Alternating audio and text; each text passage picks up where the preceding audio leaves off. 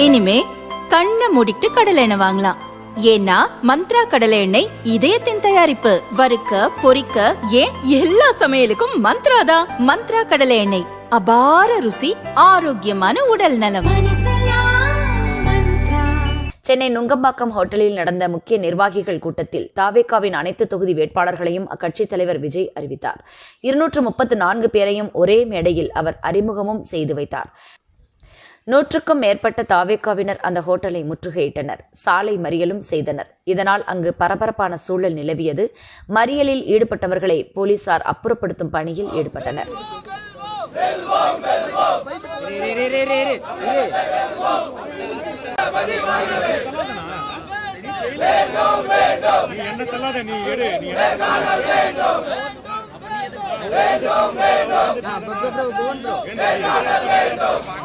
வேலூர் மாவட்டம் கேவி குப்பம் தொகுதியில் பிரபு என்ற நிர்வாகிக்கு வாய்ப்பு மறுக்கப்பட்டதால் அவரும் அவரது ஆதரவாளர்களும் இந்த போராட்டத்தை நடத்தினர்.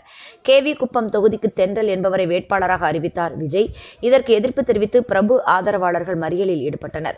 கட்சியின் பொதுச் செயலாளர் எனக்கு தான் சீட் என்று சொல்லியிருந்தார். அதை நம்பி தீவிரமாக தொகுதியில் வேலை செய்து வந்தேன். ஆனால் கடைசி நேரத்தில் வேறு ஒரு நபரை அறிவித்து விட்டார்கள் என்று பிரபு ஆதங்கப்பட்டார். தொகுதி முழுக்க என்னுடைய நேமை போய் கேட்டு பாருங்க. நான் முழுக்க அந்த இடத்துல என்னோட ஹார்ட் ஒர்க் பண்ணியிருக்கேன். அந்த ஹார்ட் ஒர்க்குக்கான ரிசல்ட் எனக்கு ஏமாற்றம். அவர்கிட்ட கேட்டதே வந்து அந்த தொகுதி எனக்கு வேணும் தான் கேட்டேன். ஸோ அதுக்காக தான் அவர் சொன்னார். நான் போய் செஞ்சுட்டு இருக்கேன். ஒவ்வொரு மாசமும் ஒவ்வொரு மாசத்துல 4 நாளும் நான் பார்த்துட்டு தான் இருக்கேன். நைட் வரைக்கும் பார்த்துட்டு இருக்கேன். சொல்றேன் தான் சொன்னாரு.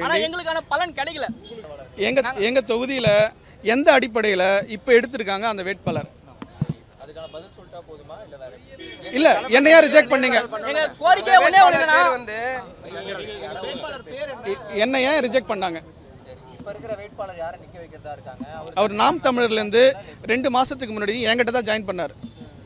நான் 15,000 கார்டு கொடுத்துருக்கேன் தொகுதி ஃபுல்லா, உறுப்பினர் கார்டு. ஸோ அதில் அவர் ஜாயின் பண்ணவர் தான். இன்னைக்கு வந்து அவரை வச்சு தான் வேலை செஞ்சுட்டு இருக்காரு. இது முழுக்க மாவட்ட செயலர் பண்ற வேலை. தெரியல எங்கள் மாவட்டத்தில் அவர் சரி கிடையாது. அவர் வந்து ஒரு இராணுவம் மாதிரி பண்ணிட்டு இருக்காங்க. எல்லாரும் மிரட்டுறாரு.